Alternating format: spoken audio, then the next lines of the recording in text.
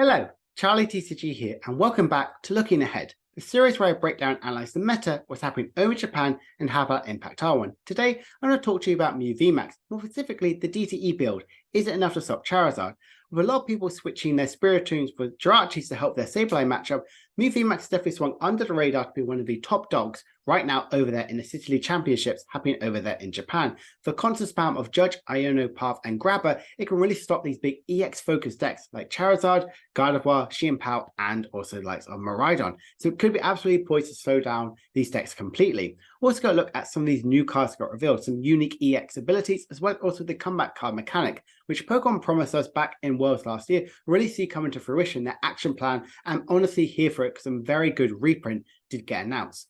We're also going to look at the rest of the meta as well, look exactly how it shifted from last week and where I believe the meta could potentially go in the next few weeks as well in the City League Championships over there in Japan. So let's break down what these new cards are.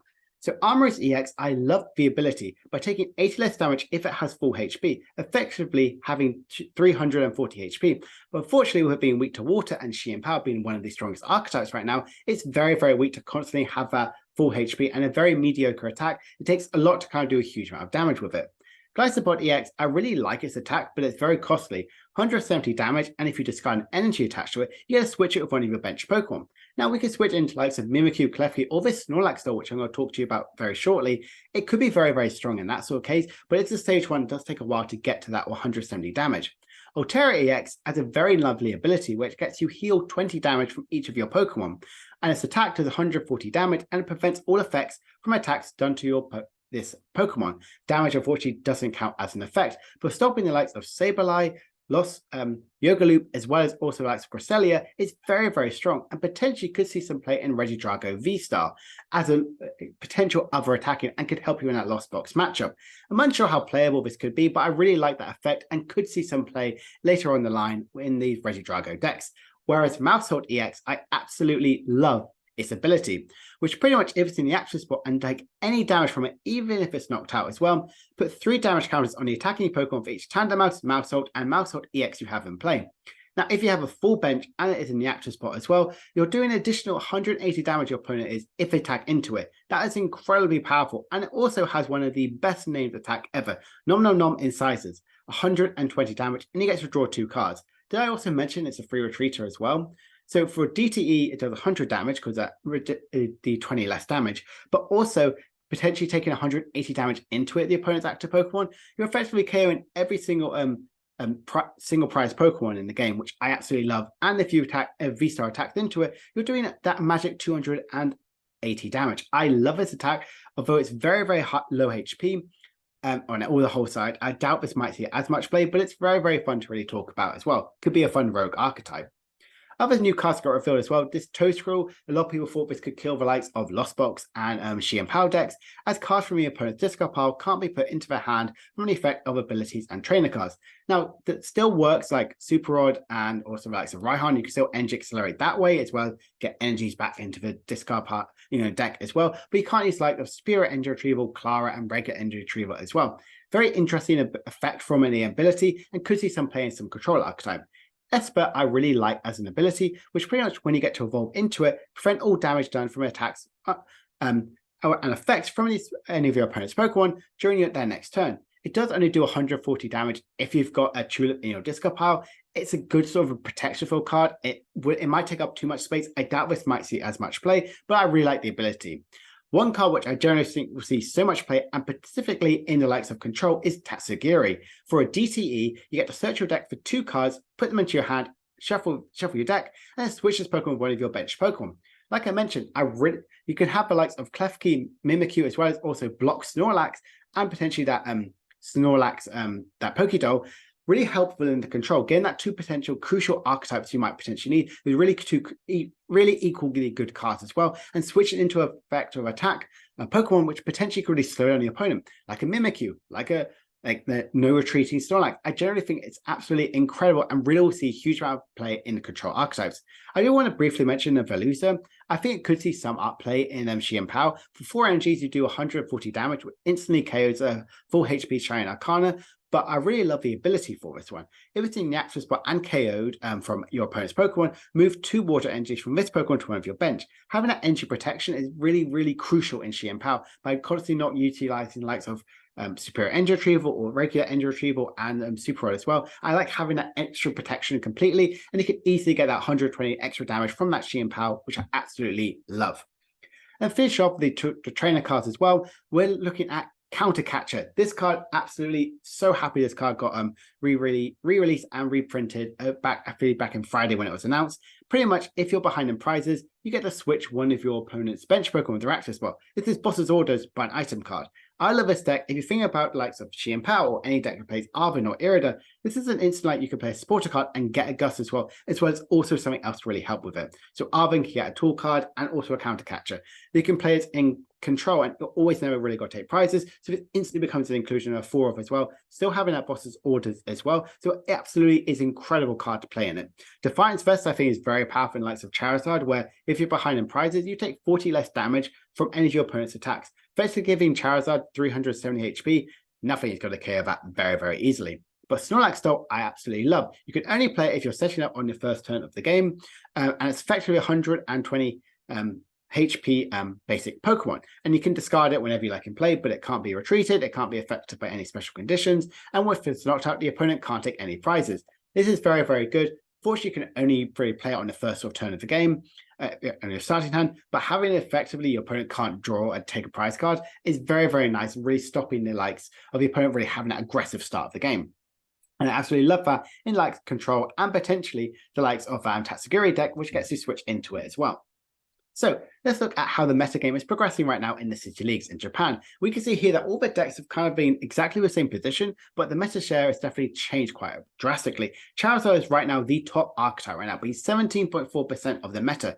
More specifically focusing on the Pidgeot build, they still love the Pidgeot Arceus as well as Charizard as well, but a lot of decks are leaning towards Bibarel in the archetype, purely because they're really scared of the likes of Iono and Judge and even Path to the Peak. Having a counter to that, constantly drawing into it, is very powerful, what Charizard really needs. Lost Zone Tina is one of the only Lost Zone decks which is really surviving right now in the metagame. A lot of people are incredibly scared of Sableye, and a lot of people are just adding the likes of Jirachi in their decks, really slowing down Sableye as much as possible. But with Giratina pretty much KOing anything with doing 280 damage, as well as also its V-Star attack, which does that instant KO on anything in the opponent's active Pokemon, it's very strong. And even adding the likes of increased Path to the Peak with how powerful abilities are right now in the format, as well as also having more destructive capability, and also having the likes of less Sableyes, but still having that Jirachi to really help in the mirror match. Chi-Empower, Gardevoir are definitely up there, similar sort of a meta percentage-wise. They didn't gain too much from Raging Surf, particularly mainly just like Jirachi they've added into the deck. But Chi-Empower opting to not really play Manaphy's, even them Jirachi as well, because they're pretty much saying, I want to get it set up. I don't want to really affect my board state at all. And Gardevoir as well is focusing more on that. I want to be protected as much as possible. I don't want to take some easy KOs. Like Rapid Strike can get easy KOs on me, so I want to be protected as much as possible. Like I mentioned, Mew has definitely had a huge increase in its meta percentage by purely being that incredibly strong archetype with having that Judge Path, Iono Path, Grabber, and that DTE build, which I mentioned about it. Fusion Strike build is still being played, but not as strong as it once was. It maybe is equivalent to about 10% of the total results of them, mainly focusing on that DTE build of Mew, which is absolutely really powerful. Lugia is definitely more of the colors build. I've noticed, I think there's been a handful of single strike builds, but right now the colors is incredibly strong. It's even opting to play the likes of Lost City, which can really help in your Gardevoir and Chi-Empower matchup, even though you have a good matchup in that anyway. But Lost Zone, the likes of some Shiny Arcana Gardevoirs, or even some Baxcaliburs, if they only play 1 or 2 2 to 3 Baxcaliburs, you can instantly have a much better matchup wise. Rhydon as well, and Eve is very strong because it did get that new Tapu Koko EX, which pretty much does additional more damage and paralyzes the opponent active Pokemon if they took the opponent knocked one of your guys out. And you've even seen Lost Box and Rapid Strike Box do in fact make the graphic. Fortunately, like I mentioned, a lot of people are adding their Jirachis in there, so Sableye isn't going to be played that often right now. There are going to be some ways of like maybe some more counters for Lost Box as well, or even the number may increase shortly. But right now, it's not performing too well. I think the best place it did over the weekend was in fact get a second place at a City League. So right now, Lost Box isn't very favored right now. A lot of people are focusing more on the Giratina archetype. So let's break down some of the lists as well and give my thoughts and feelings on them as well.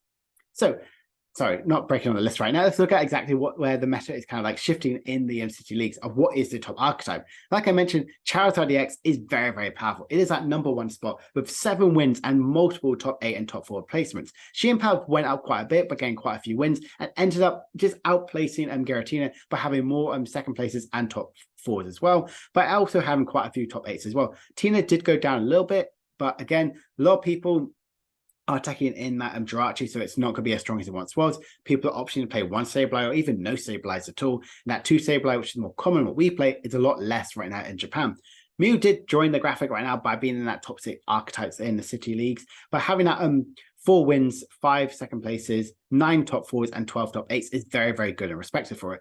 Colorless Lugia did get 4 wins as well, 3 second places, 4 top 4s, and 7 top 8s. And Gardevoir did fall down, but had a huge amount of top 8s, for getting 26 top 8 placements over the past week. Pretty much the same as Charizard EX. That's where most of the weight, I feel like, goes with Gardevoir. Didn't manage to get the finishing thing, but if we see the likes of Charizard and Pao, they're very heavy in the top 4 onwards. That's pretty much where a lot of the losses for Gardevoir might potentially go into it, by how powerful Charizard is and Pao into that Gardevoir matchup. So now let's have a look at some of the lists as well. I really like that it's constantly going to be changing as well. So every week I'm going to break down exactly what are going to be the top 6 decks happening in the City League and rank them constantly throughout the weeks. So let's start by looking at some of these new lists as well. Colorless Lugia. This one is very, very interesting. A lot of it is pretty much the same, but it does play Dunsparce because there are lots of these. It helps you in a mirror match if they are playing the likes of that Luxray, or more specifically, helps you in the likes of Miraidon, really helping that matchup as strong as possible. Like I also mentioned, there is also that Lost City. Lost City, I think, is really interesting because I do think it helps you in that Pao matchup, in that likes of Gardevoir, in any deck which does play single prize Pokemon, by constantly getting rid of those attackers and pretty much getting rid of the board completely, even and like so they get rid of a Drapion or even a Weird Deer, if they bench it, is very, very strong in that Colorless Lugia. And I generally absolutely love that type for this deck. Another version of the deck does play this Tyranitar. So it's still colorless build because it plays a higher count of the Snorlax and the Weird Deer and most of the cards that go with it. But having that one Tyranitar with 4 copies of the Single Strike Energy, focusing on that Tyranitar, constantly gets that big 1-hit KO on that Charizard. So you have 2 potential outs to KO Charizard. Having the Tyranitar as well as also having the likes of Weird Deer, so you can constantly go through 2 Charizard and EXs, and then you can use the likes of Snorlax and potentially other Weird Deers or that and damage and moving around with them. The Alakazam to really help you get the other sort of prizes. So I do like this version of Colorless Lugia. I think it's really unique. It plays a lot more that disruptor capability by having heavy research as well as heavy Iono as well and Boss's Orders. But again, with lots of energies as well, you don't really want to discard that. With research, that's definitely more of a late game or if you have no energies in your hand as much as possible. Lost Zone Tina, this is a build which I think is very interesting because it goes to 4 copies of Path to Peak, a 4-3 line of Tina, only having 1 Sableye, but opting to play 2 Cramorants and no Manaphy, nothing like that, but 1 copy of Spiritomb as well. This is what really will help you in that the Mew matchup if it's constantly kind of been going around the format right now. And also having that 4 copies of Path to the Peak really helps in that Charizard matchup, in that Pao, in that Gardevoir, in any matchup which potentially could be 50-50 or a little bit unfavored towards you. You slamming down Path to Peak turn after turn after turn can really, really help you in that matchup. Only 2 water energies is definitely one of those things where a lot of people either play no water energies, 1 water energy, or 3 water energies. 2 water energies is very difficult to constantly get those big KOs with Moonlight Shuriken on Greninja every single turn. But if you can get it, it's insane. So I really like it if it's the energy attached for a turn, Mirage Gate attached one of the water energies and the additional energy as well, move it into the action spot and get their attack KO that way. Having a higher count of the Giratina V instead of the V-Star potentially could be using that like sort of Lost Abyss. Constantly using that as a draw fact on your second turn of the game, first or second turn of the game, if you are going second, is very, very strong and kind of gets you to that 7 to potentially even 10 and the Lost Zone very, very easily. The rest of the list is very, very straightforward and honestly love where this list is kind of going towards it. Now let's look at DTE Mew and exactly where this version is kind of going with it. This is one which I think is very bog standard where we're kind of seeing it, focusing a lot more on the judge and boss as the only supporter in the deck, as well as also 2 copies of Lost City and 2 copies of Path to Peak.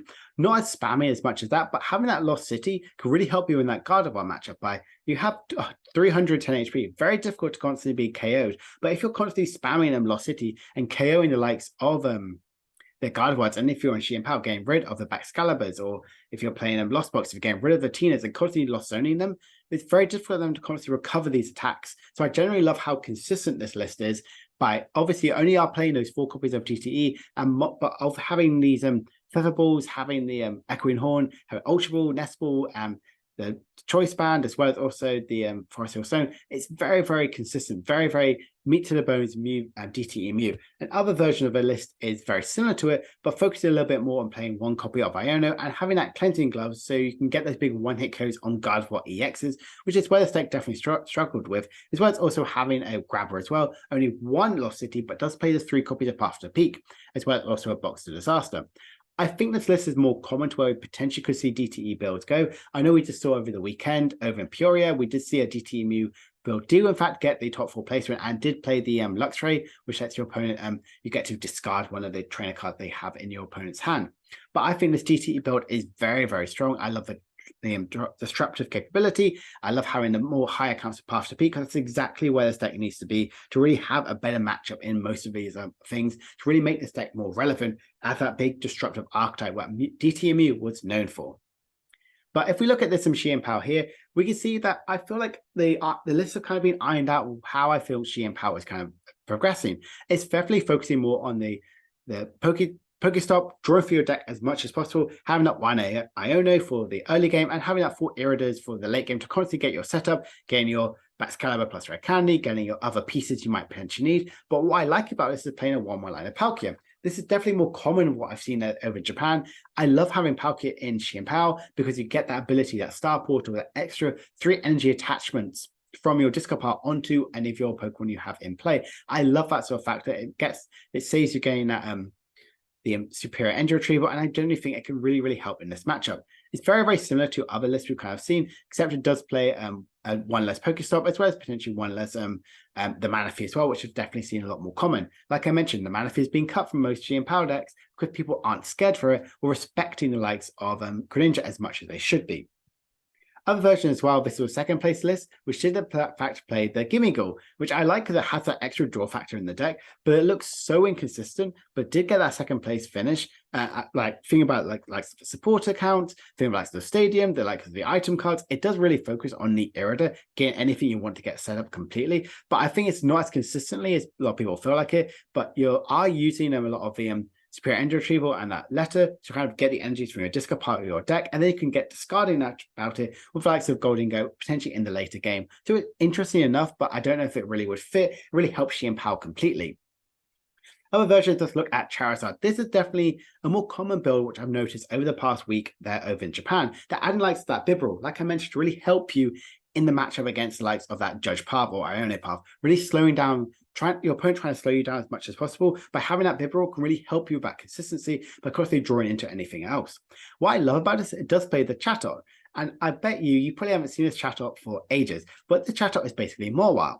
It does 30 damage, and the opponent's active Pokemon can't retreat. So it does a bit more damage. It is a 1 energy retreater itself, but only having 1 energy, you play quite a few do have quite a lot of switching effects with the likes of Jet Energy, so you can get your setup with your Mew, and then put Jet Energy, put Chatot in there, and bound to be your opponents will be like, what the heck is this card? So I generally think this could see some play in the likes, instead of playing that Mawile, the Psychic Energy, this is the Colorless Energy. It's a really good retreat option for that Charizard to really help you in the early game or potentially late game, where you set up your attackers like your Pidgeot. It does play a call for Family Pidgey, which I think is very, very nice. The rest of the deck I absolutely love. Potentially this could be the way how we're seeing Charizard really progress there over in Japan, and Arceus is still the way forward and not the Arven build, which is what we're seeing the more common build for it. Gardevoir, I really like this version here because it does play the likes of this and the Galarian Articuno, which is very similar to the likes of the Galarian Moltres and Galarian Zapdos, which still a lot of play, which when you play it from your hand, you get to attach up to 2 Psychic Energies from your hand onto this Pokemon. And if you attach additional energy to it, you get to do 120 snipe to anywhere on the opponent's board. Now, this is very, very strong in the early game. Having that extra pressure right then and there is very, very good for what Gardevoir might have to offer. By pretty much KOing the likes of a lone Frigibass, a lone Gardevoir, a lone or just damaging the likes of some Charizards or something like that, I generally think is very, very strong, and get some energies already in the discard pile to really help fuel Gardevoirs Psychic Embrace ability in the late game. The rest of it is very, very bog standard from what we're seeing from most God of War archetypes. Does play the 4 stadiums, there are no copies of Worker and Lost Vacuum, which is definitely the more common build of where we're seeing right now in Japan. But I really love that the Articuno tech for this list. Miraidon as well, very similar to the list that I showcased them last week. Still plays the 1-1 line of Regieleki VMAX, which I think is strong, but there's so much going forwards. It does play a Mew, it does play a Squawkabilly, it does play the Hawlucha, does play a 2-2 Flaffy, does play a 1-1 Regieleki, does play a Tapu Koko, does even play the Zeraora. So there's so much going for this deck here. I doubt this deck is going to be as consistent and potentially could be the way of how Miraidon is working, but I love Velocity. It really helps for certain matchups, getting rid of these really pesky single price Pokemon like Sableye, like Greninjas, like Gardevoirs, like also Excalibur. So there's so many ways around this archetype, but it's a really good way. It makes it feel more like a toolbox archetype, but I feel like there's so much going around for this deck here. You might get a few dead hands as well, but I generally think it could be an interesting way where Miraidon could be facing. And finally, I want to talk to you about Scizor. And this archetype generally has some good presence for it. It did get a second place and also a top 4 over the weekend as well. But what I love about it is the attack. There's 10 plus 50 for each Pokemon your opponent has on the field that has abilities. And as I just mentioned, all of the Pokemon which I talked about have abilities. The format pretty much now has between 3 and 5 of your Pokemon out there have abilities on the field. So that Scizor is honestly incredible math. It does really well into Shi and Pow, does very well against Charizard, does so well in so many archetypes as well, and it's a single price Pokemon. Utilizing the God of War engine is honestly insane, and I generally think it could see a huge amount of play. I also love playing the likes of the Radiant Charizard to have that good late game attacker for that one for Luminous Energy attached to him, doing that 250 damage. If you're behind in price, it's 280, which is insane. I love this deck. I think it's really fun, really unique for a second place list. And honestly, I hope we see more of his archetypes kind of come around and sprout out in the format. And generally, absolutely really happy to see this is a really good meta call what they made. And I generally think could see some play coming into the format in the future. So if we just look ahead and ask the question, is DTE Mew really back? I generally think yes. I think if a lot of people respect DTE Mew, people are going to add in their Spiritomb, but then they've got to think about, I'm playing Spiritomb, Manaphy, and Jirachi. Which one am I cutting to make space into it? So generally, if Mew is going to be a lot more popular, they're going to add in the likes of the Spiritomb, potentially could cut out the likes of Jirachi as Sableye away. So it's multiple going to be back and forth, but potentially DTE Mew could really be back right now. And is Charizard too strong? We're seeing it absolutely dominating the format right now by being nearly 18% of all of the top 16s happening in the City League. We're seeing it do incredibly well in our format as well. It's also just gaining more and more good tools. It's really helpful, really, really strong, very difficult to constantly get one-hit KO'd, and it's only going to get better. And I honestly, I'm quite here for it. I really like that they've finally made a really good competitive Charizard, but how long until they start printing counters for it? Hopefully it's a very, very long time, but honestly, very much a big fantasy where Charizard EX is going to kind of progress in the meta. Let's go look at how the meta is starting to evolve. I generally think that Shi and Power is quite poised right now in the meta game. I also think God of War isn't going to disappear from the top 6 archetypes. It's still incredibly strong. It's still one of the best decks right now in the format. And also like sort of Lost Box as well. Are they going to come back? If people start respecting DTE Mew again, will we start disrespecting Lost Zone Box? And then we're going to go back into that vicious cycle of constantly changing what text we're going to have in our different archetypes. So I hope it's really helpful and really insightful to see exactly what I believe are the top archetypes right now and how the metagame is really progressing. If you enjoyed this video, please make sure to like and subscribe and comment down below, what do you think is better, DTE Mew or Charizard? I think that's really interesting that both these archetypes could potentially be one of the strongest decks right now, which is very fun as a Charizard and a Mew deck from Generation 1. I'm going to be back in a couple of days' time with a really good Shi and Power video, which I've been teasing for a couple of weeks now, but I finally got it finished. I'm really excited to talk to you about it in a couple of days' time. So I will see you guys later on in the week. Have a good week, and I'll see you guys then. Bye for now.